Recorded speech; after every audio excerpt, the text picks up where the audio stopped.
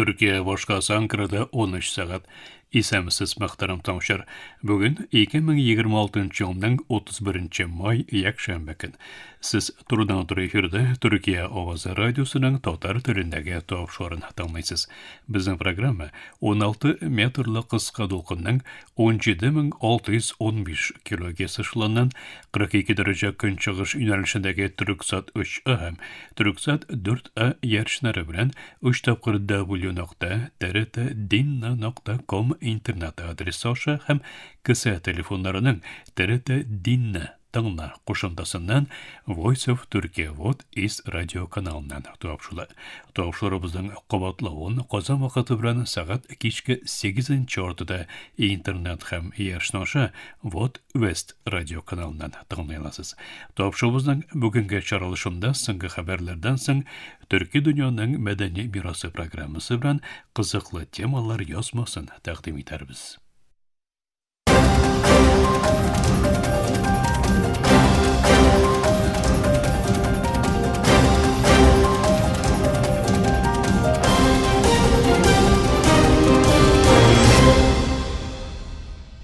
Türkiye ovası dolkunlarında соңгы хәбәрләр. Türkiye Тышкы эшләр министры Хакан Фидан үзәге Япониядә урнашкан Nikkei Asia газетына бер көнүзәк мәсьәләләргә кагылышлы фикерләре белән уртаклашты. АКШ-Иран сөйләшүләре турындагы сорауга җавап бирүче Фидан һәр ике тарафта уңай нәтиҗәгә ирешергә тели. Килешүгә элеккегә караганда да якынрак дип әйтте. Фидан АКШ, Израиль һәм Иран арасында утны туктатуны тәэмин ителгәннән соң сөйләшүләрнең Ормуз бугазына юнәлүен әйтте. Ормуз бугазының гамәли камалышының һәм АКШ һәм дә Иран өстендә бик артык зур басым булдыруын һәм халыкара йогынтысының бик зур булуын белдерүче Фидан бу вазгыятның атом тыш эшләр белән бәйле мәсьәләләрдән дә мөһимрәк булып китүен белдерде. АКШ илбашы Дональд Трампның Сауд Арабстаны, Берләшкән Гарәп Әмирлекләре, Катар һәм башка төбәк илләренең Абрахам килешүенә кушылуын тәкъдим итү турындагы сорау уңайыннан Фидан Төркиянең 2023 елның 7 октябреннән әвәлге Израиль белән булган тарихи һәм сәүдә булганышларына игътибарны юнәлтте. Министр Фидан Израиль белән сәүдәне туктатканда Төркия моны бик ачык белдерде. Израиль фәлестинләрне үтерүне һәм Газа халкына азык-төлек торак дарулар һәм су кебек төп гуманитар ихтиҗларны алуны тоткарлавын туктатырга тиеш. Әгәр булар үтәлсә, без гадәти тормышка кайта алабыз. Бернинди проблема да юк. Без ике дәүләтле чишелешкә ирешергә телибез, дип әйтте. Израиль сәясәтчеләренең Төркиянең киләчәктәге потенциал стратегик ялнау буларак күрүләре турындагы сорауга да Фидан Газа, Йорданның көнбатыш үзәнлеге, Сурия һәм Ливанга игътибарны юнәлтеп, Израиль ичке сәясәтендә кызганыч региональ амбицияләрен тормышка ашыру өчен даими буларак сәясәт алып бару максатыннан чыгып, дошманга ихтыяҗ туялар. Фақат һәркем шуны белән Израиль үз иминлеген урнаштырырга түгел, күбрәк җир алырга омтыла, дип җавап бирде. Фидан халыкара җәмәгатьчелекнең Израильнең бары тик региональ тәртипнең түгел, глобаль тәртипне тагын күбрәк тотрыклаштыруын тоткарлау зарурлыгына басым ясады. Иран матбугаты Тәһран белән Вашингтон арасындагы булуы мөмкин килешү кысаларында АКШ җитәкчелегенең Иранга блокланган активларының 12 миллиард долларлык өлешенә 60 көн эчендә ирешү мөмкинлеген вәгъдә итүен белдерде. Иран дәүләт телевидениесе ике ил арасында Пакистан аралашчылыгында әзерләнгән 14 мәддәлек килешү меморандумы кысасына кагылышлы рәсми булмаган документның эштәлеген җиткерде. Шушы рәсми булмаган текстка күрә, килешүнең иң мөһим мәддәләреннән берсен Ормуз бугазындагы кичү кагыйдәләренең яңадан билгеләнүе тәшкил итә. Бу кысада Иран бугаз аша узачак кораблар түрен билгеләүдә эксклюзив вәкаләткә ия булачак. Йөкләре коркыныч тудыра дип саналган яки аларның төп операторы Иранга дошман булган теләсә нинди судны коммерция көймәсе дип танылмаячак һәм belgilengen marşrutlar boyunca tranzitка рөхсәт ителмәячәк. Хәбәрдә шулай ук килешүнең рәсми булмаган булуы, чөнки ул Иран тарафыннан әле дә тикшерелү барышында булуы әйтелә.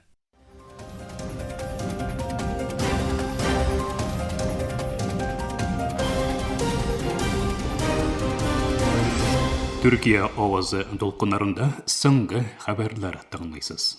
Хизбулланың ракета hücumu İsrail гаскәрен аптырашта калдырды. Нетаньяху сугыш кабинетін җыйды. Израиль армиясе Хизбулланың hücum сәясәтен үзгәртеп, Израильнең төньягындагы шәһәрләргә дистәләгән ракета очыртуыннан соң моңа әзер булмавын кабул итте. Бер хәбәргә күрә Нетаньяху Тель-Авивның Ливанның көньягында арткан киеренкелектән соң Израильнең төньягында барлыкка килгән вазгыятны бәяләү өчен рәсмиләр белән ашыгыч именең җылышын үткәрде.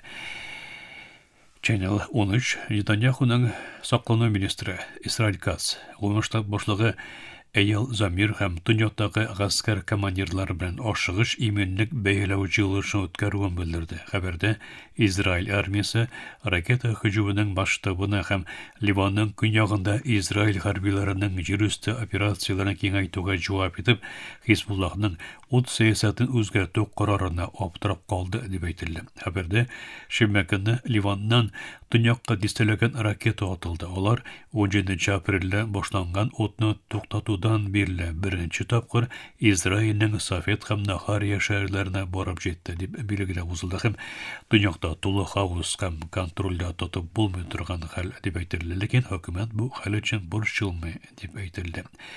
Ливан сәламәтлек саклау министрлыгы белдергәнчә, 2 марттан бирле Израиль hücumнары Ливанда 3371дән күбрәк кешенең үлүенә сәбәп булган. Израиль Ливанның көньягындагы һава hücumында бер гаиләдән 9 сүрилек качакны үтергән. Ливан сәламәтлек саклау рәсмиләре Атлон касабасындагы бер йортның җимрекләреннән бер гаиләнең бөтен әгъзаларының мәетләрен чыгарды. Dünya күләгән танылган итальян тренеры Андреа Бочелли Истанбулда концерт куйды. Dünya күләм танылган итальян тренеры, җырлар авторы һәм композитор Андреа Бочелли Романза альбомының 30 еллыгына махсус әзерләнгән дөнья сәфәре кысаларында Истанбулда музыка сөючеләре белән очрашты. Бешикташ Төпраш стадионында оештырылган концертта dünya күләм танылган итальян тренеры Андреа Бочелли Vivere Vivo per lei һәм Caruso кебек әсәрләр белән бергә Романза альбомыннан сойлап алынган махсус репертуарын башкарды. Мөхтәрәм тамашачы, Төркия авазы дулкыннарында соңгы хәбәрләр тыңладыгыз.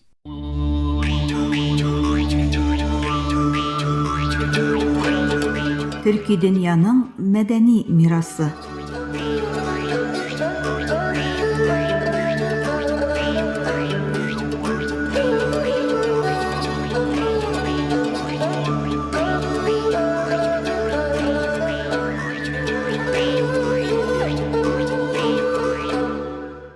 Әкренләп төн якынлашканда бер тавыш ишетелә. Бу тавыш көй генә, хәтер генә түгел. Бу тавыш юлларга чыккан кешеләрнең, алар калдырып киткән йортларның кире борылып карарга батырчылык итмәгән офыкларның тавышы. Бу тавыш тамырларыннан аерылган, ләкин ул тамырларны үзләрендә йөрткән кешеләрнең тавышы. Бу тавыш күченү, хәтер, аерылу һәм каршылык күрсәтү бергә үрелеп барган борынгы хикәянең кайтавазы.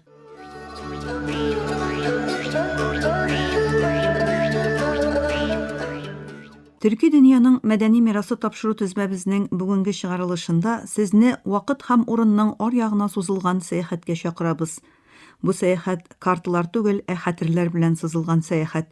Бу сәяхәттә юнәлешебезне компаслар түгел, халык җырлары билгели. Чөнки кайбер юлларны бары тик халык җырлары белән генә табып була, кайбер яралар турында көй белән генә сөйләшеп була. Күченү бер сүз, ләкин ул үзенә сансыз хушлашуны сыйдыра.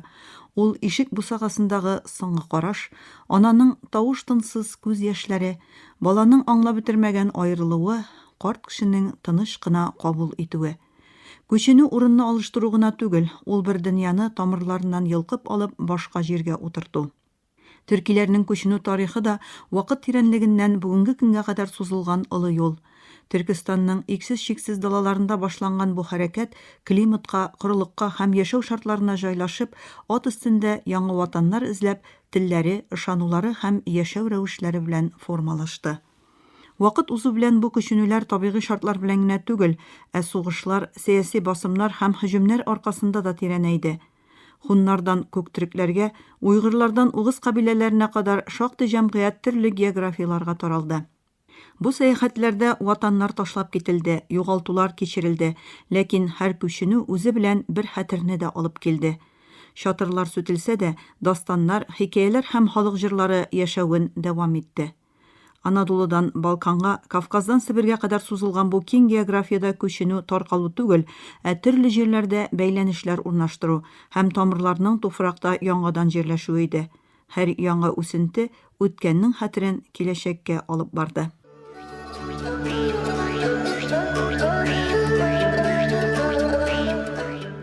Төрки дөньяның киң географиясында күченү тарихи вакыйга гына түгел, яшәү рәвеше. Түркистанның чиксез далаларынан Анадолу тауларына кадәр, Кавказның томанлы тау битләреннән Балканның моңсу тигезлекләренә кадәр сузылган бу бөек йөрештә кешеләрне кайвакыт ат тояклары тавышы, кайвакыт купус кие, ләкин күпчелек очракта халык җырлары озата барды. Чөнки халык җырлары күченү хәтере. Кеше үз йортын калдыра ала, ләкин тавышын, киен моңын калдыра алмый. Халык сөркенгә сөрелергә мөмкин, ләкин телен оныта алмый. Шуңа күрә халык җырлары еш кына сөрген юлларында туа. Сүзләр беткән җирдә көйләр эшкә керешә. Алар кайгы хәсрәтне, сагынуны һәм югалтуны чагылдыра. Төрки дөньяның төрле почмакларында, төрле телләрдә, ләкин бер үк йөрәк белән җырланган халык җырлары бар. Казак далаларында яңгыраган көйнең Кырымдагы кайтавазы, уйгырларның сагынуы белән Анадолу гырбәтенең бер үк төрле хис белән очрашуы очраклы түгел. Чөнки кайгы хәсрәт һәм сагыш бөтен географияләрдә дә, телләрдә дә бер үк төрле. Бу халык җырлары кайгы сагыш кына түгел, каршылык күрсәтүдә. Сөрелгән җәмгыятьләр үз йортларын, җирләрен һәм хәтта исемнәрен югалтсалар да, алар үзләренең халык җырларын саклаган вакытта яши бирәләр. Чөнки халык җырлары хәтерне саклаучы архивлар. Шуңа күрә көчүне һәм хәтерне айырып карап булмый, һәм халыклар барысында ташлап китсәләр дә, алар иң күп үз хәтерләрен, тавышларын һәм халык җырларын йөрәкләрендә, күңелләрендә йөртәләр.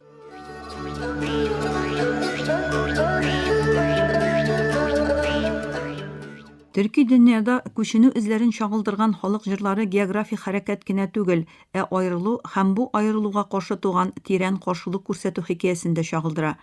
Кырымнан Ахыскага, уйгыр җирләреннән Балканга кадәр сузылган сөрген халык җырларында поезд вагоннарының караңгылыгы, ташландык йортларның тынлыгы һәм ватаннарның күләгәсе ишетелә.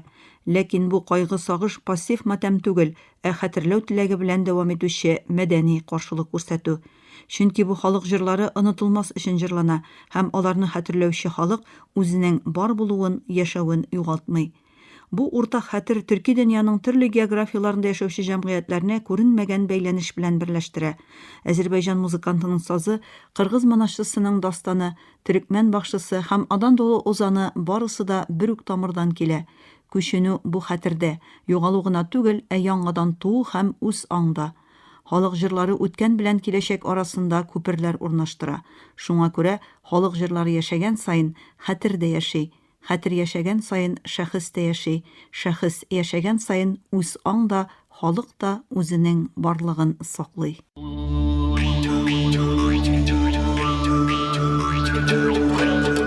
Төрки дөньяның мәдәни мирасы.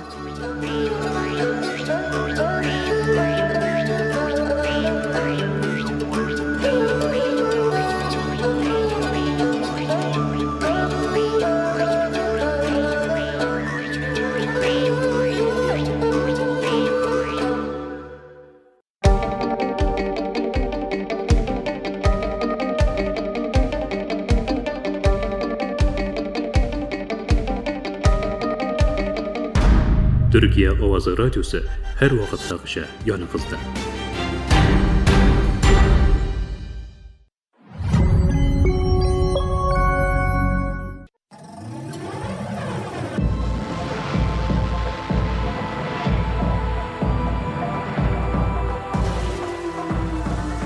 Ясалма интеллект дөньяны үзгәрткән сайын энергия куллану контрольдән чыга.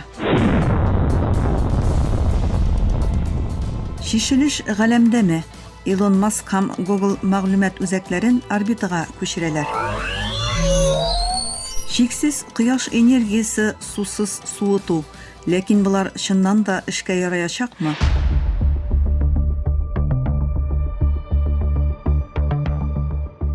Яңа галәм ярышы башланды.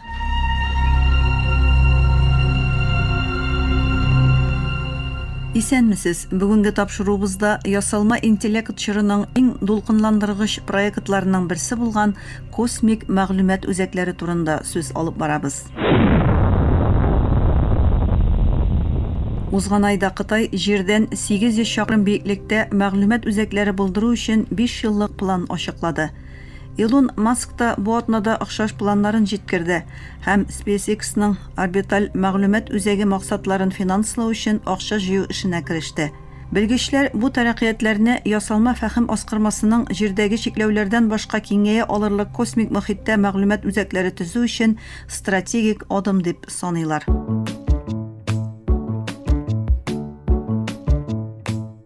Дөньядагы мәгълүмат үзәкләре ясалма интеллектның туймаган энергия ихтыяҗлары аркасында зур басым астында эшли. Зур ясалма фәһем модельләрен өйрәтү ел саен йөзләрчә мең йортны электр ихтыяҗын канәгатьләндерү өчен җитәрлек энергия таләп итә. Соңгы 5 елда мәгълүмат үзәкләре янындагы төбәкләрдә электр энергиясе бәяләре 267%-ка арткан. Уртача 100 мегаваттагы мәгълүмат үзәге 6500 хуҗалыкның көнлек су куллануына тиң.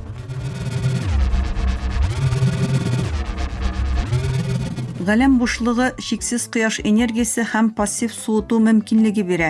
Маск Starlink V3 иярченнәре белән 4-5 ел эчендә җирнең югары орбитасына 100 мегаватт энергия бирергә планлаштыра. Google да Project Suncatcher инициативасы белән 2027 елда прототип иярчен җибәрәчәк. Галәмдә суыту вентиляторлары яки сусыз пассив суыту мөмкин. Лазерлар иярченнәр арасында мәгълүматларны фибр оптикка караганда тизрәк тапшыра. Бу ясалма интеллект модельләрен тизрәк өйрәтү һәм шиксез үсеш дигән сүз. Google җитәкчесе Сундар Пичай фаразлавынча, 10 ел эчендә космик мәгълүмат үзәкләре бүгенге булыт серверлары кебек гадәти булачак. ChatGPT-ны эшләп чыгаручы OpenAI кебек күп санда башка ширкәтләр дә ясалма интеллект чорында үсү өчен орбиталь мәгълүмат үзәкләренә инвестициялар кертә. Зур ясалма интеллект фирмалары күрсәткән оптимизмга карамастан, күп кенә белгеч орбитада ясалма фәһемгә илтүче юлда күп киртәләр булуын әйтә. Австриядагы Европа галәм сәясәте институты хезмәткәре Джермайн Гутеррес ясалма интеллект фирмалары очрашачак иң мөһим проблема галәмдә термаль идарә итү булуын белдерә. Ясалма интеллект чиплары көчле җылылык тудыра. Галәм бушлыгында исә аларның температурасын киметү өчен һава эрү авырлаша. Гутеррес булай дип аңлата. Орбитада җылылыкны нурланыш аша яраклаштырырга кирәк. Ясалма интеллектны өйрәтү вакытында барлыкка килгән энергия тыгызлыгында бу җылылыкны тарату тагын да зурак суытучы кулланып хәл ителә алмаган мегаструктура проблемасына әйләнә. Очырту чыгымнары орбиталь мәгълүмат үзәкләре өчен тагын бер кыенлык тудыра. Гутеррес Starship кебек кабат кулланыла ала ракеталар аркасында очырту бәяләре килограммына якынча $200 төшкәнче очырту бәяләренең проблема булып калачагын белдерә.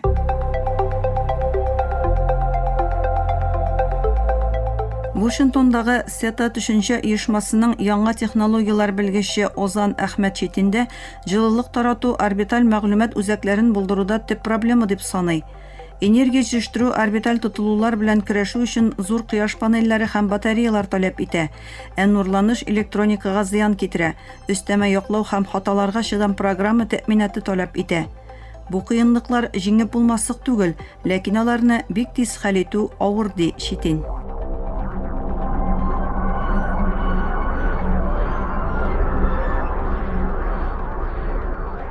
Вакыт мәсьәләсенә килгәндә ике белгеч тә күпертеп әйтелгән сүзләрдән ярактыра.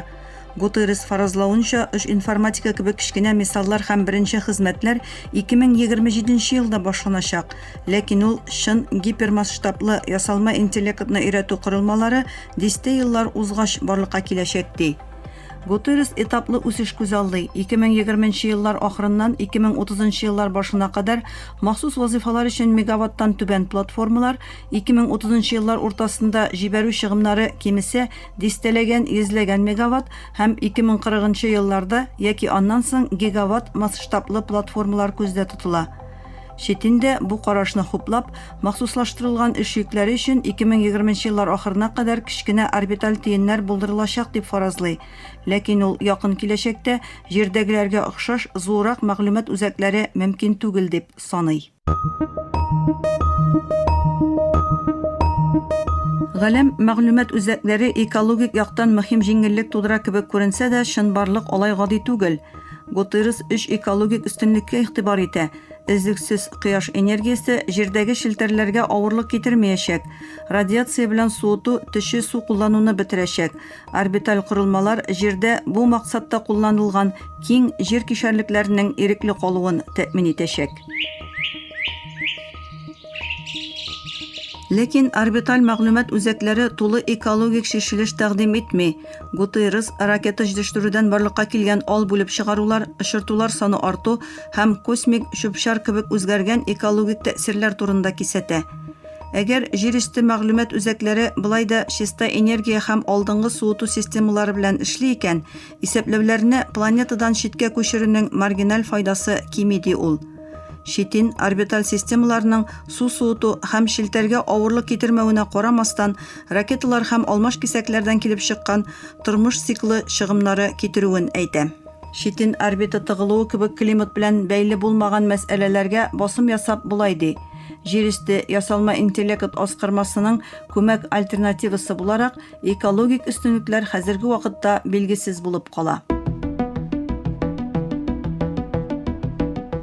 Гутеррес түбән чыгым, авыр йөк ташу һәм кабат куллану мөмкинлегенә ия булу алдынгы радиаторлар җыю һәм хезмәт күрсәтү өчен орбитада роботлаштырылган системалар кебек элементларны бик мөһим дип саный. Шетинде моның белән килешә. Ул космик секторда башкарылган бер нәрсәне кабатлауның интеллектуаль милек хукуклары, экспорт контрольләре һәм тәэмин итү чылбырының камиллеге кебек киртәләр аркасында кинәт кенә килеп чыкмавын белдерә. Шетин фаразлавынча, яхшы капиталга ия уенчылар 2-4 ел эчендә дизайннарны кабатлый алсалар, бу дизайннарны киңрәк куллану 5-10 ел вакыт алырга мөмкин. Гамәлгә ашыру сыйфаты һәм интеграция белгечлеге аерып торучы факторлар булып кала бирә ди Шетин.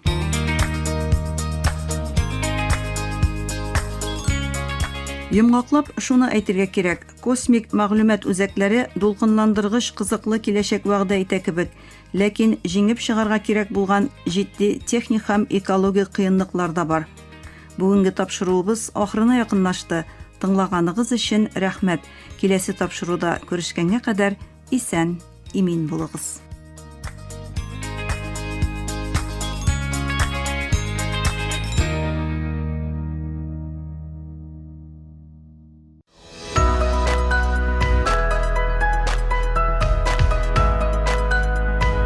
TRT Türkiye Ovazı dünyanın her bucağında tәүлек буе сезнең белән.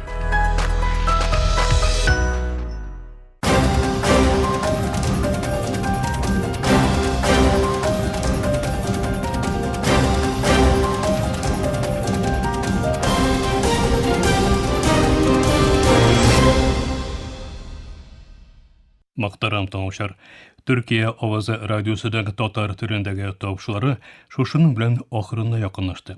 Безнең программа һәр көн Türkiye һәм Казан вакыты белән көндезге сәгать 1дә 16 метрлык кыска толкынның 17615 кГц эшлегеннән Türksat 3A һәм Türksat 4A ярышны белән 3 тапкыр w.trt.dinna.com интернет адресы аша һәм кесе телефоннарының TRT Dinna тыңла кушымтасыннан Voice of Turkey What East радио каналыннан тапшыла.